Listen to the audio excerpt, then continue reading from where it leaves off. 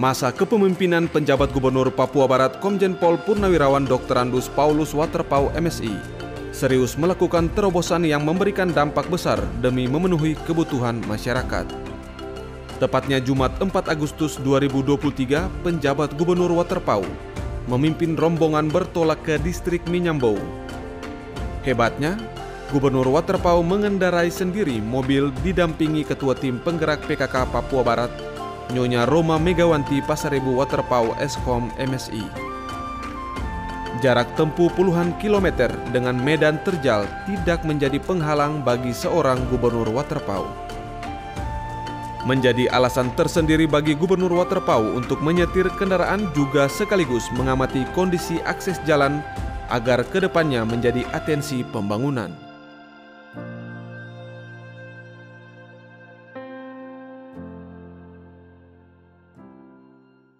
Setelah kurang lebih 2,5 jam perjalanan, rombongan disambut Ketua DPR Papua Barat Orgenes Wonggor, yang juga merupakan putra asli suku Arfak, didampingi para pemilik hak ulayat dan kepala kampung.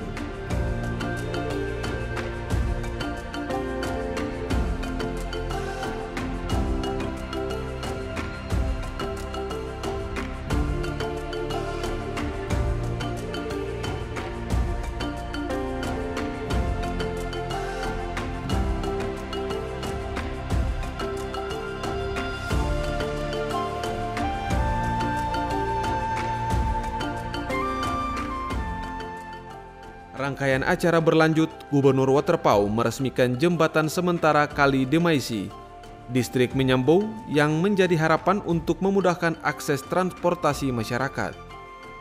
Proyek atas kebijakan Gubernur ini dikebut Dinas PUPR Papua Barat dalam kurun waktu 3 bulan lamanya.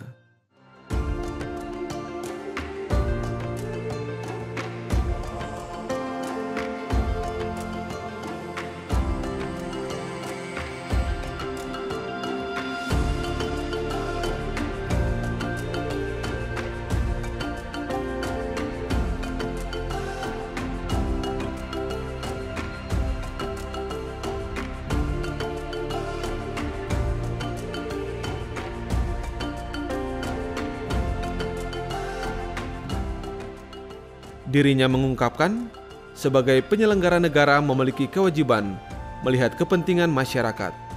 Selain itu, ini merupakan bentuk belanja masalah secara berjenjang, mengingat masih banyak titik serupa yang akan ditindaklanjuti. Sebuah tanda kebahagiaan untuk kita semua, karena ini berkat yang Tuhan kasih. Saya baru tiba tadi pagi dari Jakarta, langsung ganti pakaian dan langsung bawa mobil kantor kasus itu.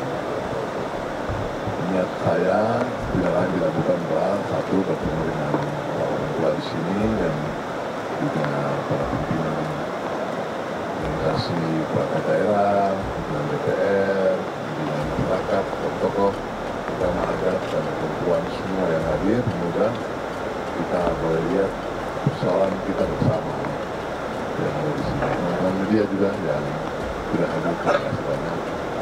Nah, kita mau lihat sebenarnya seperti apa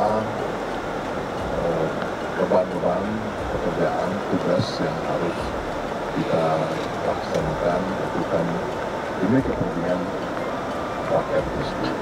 Saya dalam segala waktu, kesempatan selalu mengingatkan bagi diri saya sendiri, tapi juga pimpinan organisasi perangkat daerah, di mana saja saya menyampaikan bahwa buat apa kita ada di sini, untuk apa, buat apa seorang Paulus Waterpauw yang sering dipanggil kata besar karena badannya besar, ditugaskan negara untuk hadir di sini menjalankan jabatan sebagai penjabat gubernur selama 1 tahun, 2 tahun ini. Untuk apa?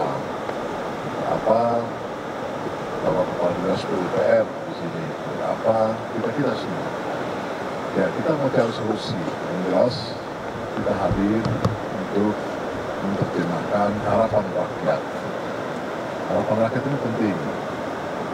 Nggak ada artinya kalau kita punya program-program yang di awan-awan, artinya yang tinggi, yang luar biasa, tetapi nyatanya rakyat memerlukan perlu jembatan saja untuk bisa menyambung ini hubungan kita ini. Kita perlu potong jalan ini, atau kita perlu perbaiki jalan yang longsor ini. Nah, seperti itu. Jadi Pak Anies dan tim ya, ini belanja masalah dan saya pikir soal anggaran nanti kita pertimbangkan bersama. Karena mungkin tadi disampaikan Pak Anies, kalau persoalan kita tuh ada di persoalan pembagian provinsi itu. Ya, Desember kemarin itu sudah ditetapkan program-program yang bagus, tapi tiba-tiba Provinsi Papua Barat pisah dengan kita. Pisah sehingga anggaran kita pun akhirnya dipotong sebagian besar ke sana.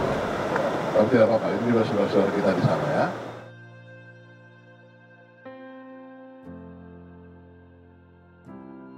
Sehubungan dengan usulan masyarakat, dirinya menjelaskan bahwa program dan kebijakan yang telah disusun sempat terhambat akibat adanya pemisahan daerah otonom baru. Disampaikan perencanaan pembangunan jembatan permanen akan diprogramkan pada tahun anggaran 2024 mendatang. Di samping itu, dirinya mengingatkan agar selalu berkoordinasi dengan Kadis PUPR Papua Barat untuk apa yang menjadi prioritas pertama, terutama mengatasi cuaca ekstrim.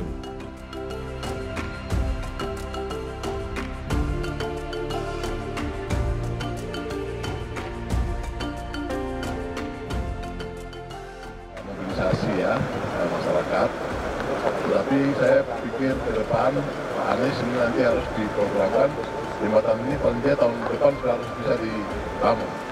Ya, bisa tahun ini, tahun depan bisa kalau nanti yang lain silakan diatur untuk membuka ruas-ruas itu. Pak Kapolres punya tugas juga untuk membantu ya. Kepala Dinas PUPR Papua Barat Yohanes Momot STMT melaporkan, proses pengerjaan jembatan sementara dilakukan selama 3 bulan sejak diinstruksikan penjabat Gubernur Waterpau. Selain itu, rencana jembatan permanen sepanjang 60 meter tahun 2021 sudah dibuat abutmen. Dirinya berharap jika tahun 2024 mendapat petunjuk, segera membangun permanen sehingga jembatan sementara bisa dipakai di tempat lain. Bapak Gubernur yang terhormat, jembatan sementara ini kita bangun karena kemarin terjadi masalah besar ketika banjir turun. Segala aktivitas di Kabupaten Pegaf macet karena sudah tidak bisa jalan ke sana. Hal itu menjadi atensi yang Bapak Gub sampaikan kepada kami agar membuat terobosan baru supaya bisa akses ke Pegunungan Afak bisa kembali lancar. Perlu saya sampaikan juga Bapak Gubernur bahwa tahun 2021 kami sudah membangun abutmen yang sekarang ada di abutmen ini dengan bentang sekitar 60 meter ini dengan anggaran sekitar 7,5 miliar. Sebenarnya kami mau melanjutkan bangunan atas dengan anggaran sekitar 20 miliar. Kami hitung 20 miliar dengan mengatasi tebing ini sampai di atas itu sekitar 20 miliar kami bangun karena ini Bapak Gubernur daerah ini merupakan daerah yang sangat goyang, kita tidak bisa cepat gali ke dalam karena nanti gunung besar ini jatuh semua. Jadi kita harus gali dengan pengaman tebing ini sampai di atas, itu kita membutuhkan dana sekitar 20 miliar. Selain itu, Ketua DPR Papua Barat Orgenes Wonggor menyampaikan ucapan selamat datang kepada Gubernur. Meski dalam kondisi hujan, jalan terjal dan uniknya mengendarai mobil sendiri, ia meminta agar perhatian selanjutnya menyasar jembatan lain dan pengaspalan ruas jalan.